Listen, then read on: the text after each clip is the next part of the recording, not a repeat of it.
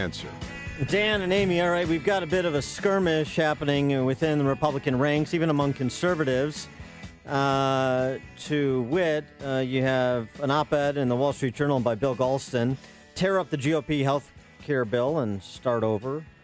Now, in the Washington Post, Douglas Holtz-Eakin says the Senate health care bill will give us better care and a better economy. And the Wall Street Journal editorial board pillaring moderates like Rob Portman, calling them members of the Republicade Party because of their unwillingness to reform the budget buster that is Medicaid, at least at the state level. But don't they need a compromise agreement by the end of the week, and then they could send it to the CBO and all that? Well, what they need is for conservative intellectuals with weight inside the Beltway to adjudicate this dispute. And we've got one of those up next to help us do it right now. He is Grover Norquist, President of Americans for Tax Reform. Grover, thanks for being with us again. Appreciate it. Absolutely. Good to be with you. So, Douglas Holtz-Eakin, Bill Galston, who's right? What should Senate Republicans be doing at this moment? Well, just for the record, Bill Galston's a Democrat. Yeah, I know he's not. Democrat. Okay. But you do have conservatives essentially saying start over. He's not the only one. Okay. We need 50 votes in the Senate to pass a bill that deconstructs as much of Obamacare as you can, given the Senate rules. You can't do everything you want. Plus, it requires 50 votes, and not all 52 Republicans in the Senate are Ronald Reagan conservatives. And so you're putting that together. Here's where we are. We are within spitting distance of an agreement that will eliminate, over time, all of the tax cuts, increases, all the tax increases in Obamacare. That's $1 trillion over a decade. They get rid of about $600 billion of them right away under the present structure. They eliminate and make optional state by state a lot of the regulations that make health insurance more expensive. Remember, we were promised by the Democrats that your health premiums would go down by $2,500, $2,500. In fact, they went up about that much. Mm-hmm. And as a result, people are very unhappy, as they should be. We need to allow states to say, you know what, we're opting out of this. We're not going to have those expensive regulations. And in addition, we need to take Medicaid, which is bankrupting states, and send it block grant out to the states, as even Bill Clinton agreed to do with aid to families with dependent children welfare. All of these things will be in the final package. There'll be some back and forth. I think they'll spend more money than you or I might like in the first few years in order to pay off some of those Republicans who think that bringing money back to their districts or their states is their job, rather than to make for a strong pro-growth economy in the whole country. But they can do that. There is so much reform benefits to be had that a little messiness in the transition is worth every penny. And because of that, there will be an agreement, and they'll score it and check it. Now, the CBO score is nonsense. Understand, the CBO told us they were off by 24 million in how many people Obamacare, it would be covered by health care once Obamacare passed. They're 24 million high, okay, if you can imagine. All of their mistakes were on the benefit of Obamacare and the Democrats, because the staff doing this all used to be Democrats. Undershot Medicaid spending by 30% and so on, right? Yeah, it's 65% in some cases on the Medicaid expansion questions. They were just off by as to how many people would be on Obamacare itself. They were off by a factor of 2, 20 million, not 10. But the only thing that really matters from the CBO is, do they score it as being deficit neutral in years 11 to 50? That's the requirement in order to make it permanent. And they've scored it as a $300 billion net increase in reduction in the deficit, net increase in our stability, reduction in deficit spending going forward. And that means that the whole bill can be passed with 50 votes. That's the legal thing that matters. The rest of it is politics. They've come up with ridiculous numbers. There are 15 million people, they say, would opt out of Obamacare if it wasn't mandatory. 15 million, they don't like it, they don't want it, they don't want to pay for what Obama charges for his Obamacare, they don't get anything that's worthwhile for them, they don't want any part of it, they would leave, including 4 million people they say would quit being on Medicare. I'm not quite sure why you do that since it's free, but that's the nonsense the CBO. that the Congressional Budget Office put out. And as a result, they're saying this is so bad, Obamacare is so bad, that most of the people in it, if they weren't forced to be in it, would leave. And then they say those people were denied health care. Right, which is a lie. Well, it's like saying the people of East Germany, once the wall came down, were denied the privilege of staying in East They were denied the Yes, wall. exactly. Yeah, right. Yeah, So they left for crying out loud.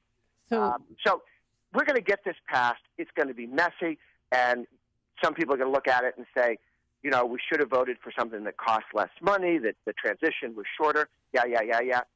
We need to get this locked down.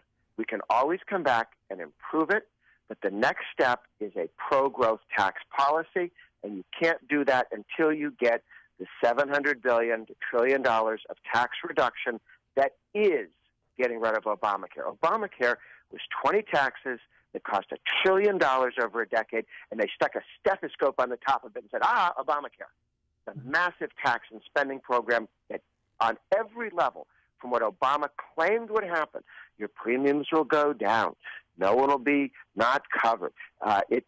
No taxes on you, average person. Okay. well, Governor Norquist, that said, what's the big promise here with this new health care bill? Obama's promise was you can keep if you like your insurance, you can keep your insurance. If you like your doctor, you can keep your doctor. Yes, and there's and you won't get any tax increase. The promise that Republicans can and will make is that they will make it possible for every state to opt out. The competent states and the competent governors love this legislation. The incompetent governors and the incompetently governed states don't want it because they know they're not capable of making decisions. And I'm sorry for those states that they can't hold the rest of us back. We're going to see failed states like California, which just recently the Senate voted to pass single payer. This is what Bernie Sanders and the Democrats all want for all of America. The cost of that was $400 billion, which is twice the California budget for everything. Okay, so the single payer was going to be twice the budget that California presently has for everything, roads and police and teachers and everything. And the House didn't pass it. But here you have the Democrats in their biggest state saying, we want this for the whole country, but it's too destructive and expensive and stupid for us. That is the Democrat alternative. The Republican plan, get rid of the tax increases in Obamacare, block grant Medicaid out to the states, let states figure out what works. Right now, there's no reason, if you're a state, to try and look for any fraud and eliminate it, because it's free money stolen from somebody else, sent through Washington, and if you catch, $1 billion of fraud, you don't get anything for that. You get nothing for that. And when it's your money, right, you will root out the fraud. And just in terms of the Republican proposal as well, it also then ostensibly brings providers back into the marketplace. You have competition among providers offering differing plans so that you can tailor a plan that fits your particular health insurance needs. And I don't need, maternity care if I'm, a 55-year-old male, that sort of thing. Correct. And interestingly and importantly, it also dramatically increases health savings accounts, how much money you can put in them. And Obamacare has taxes on people with flexible spending accounts. 30 million Americans, many of your listeners have flexible savings accounts. That is taxed and limited under Obamacare. Those taxes and limitations are removed by the Republican plan. If you have a health savings account, 20 million Americans, again, many of your listeners have a health savings account. The taxes that Obama put on trying to kill health savings accounts, because it is patient and family-centered rather than bureaucrat-centered, those regulations and those taxes are withdrawn, and how much you can save and put into a health savings account and what you can do with that is dramatically increased. So you will have more options, more freedom, and even the CBO recognizes that it will cost less to do it under the Republican plan than if we stayed with Obamacare. The other thing we avoid, part of what happened when we elected Trump in the Republican House and Senate, is a whole series of things that had Hillary and the Democrats won didn't happen, okay?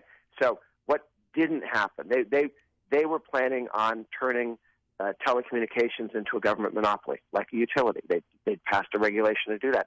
They had a law coming down the pike through the regulations that would outlawed franchises.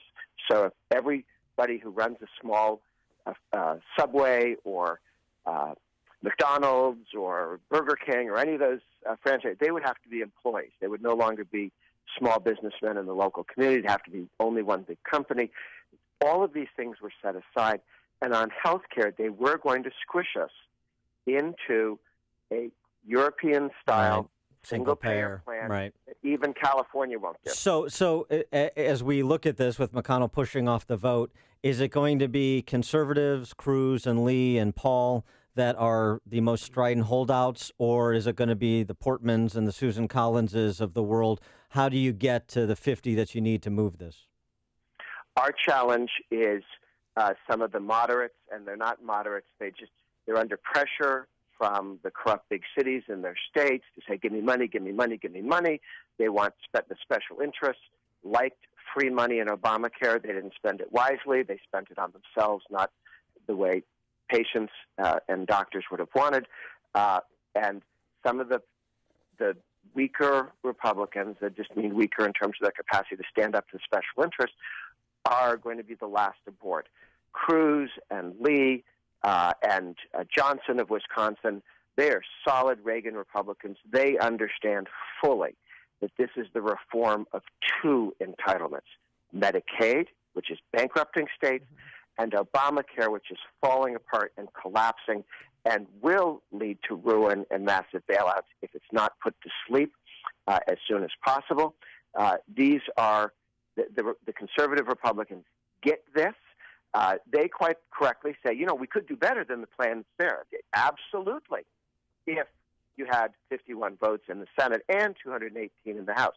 We are moving this bill with Mitch McConnell in the Senate will be as conservative as it can be and win with 50 votes, plus the vice president's signature. And then we move to step two, which was always clear in people's minds. Step two is the over 1,000 decisions that the Secretary of Health and Human Services, HHS, Dr. Price, Republican congressman, very conservative Reagan Republican from Georgia, he will get to decide in over 1,000 cases whether a regulation is enforced or removed. All right. Because Obamacare was set up to give almost dictatorial powers to HHS. We can use those powers for good. All right. Grover Norquist, president of Americans for Tax Reform. Grover, thanks as always for joining us and distilling this issue for us. We appreciate it. We'll win. All right. A note of optimism from Grover. There you go. Eddie joined us on our turnkey winning.pro answer line.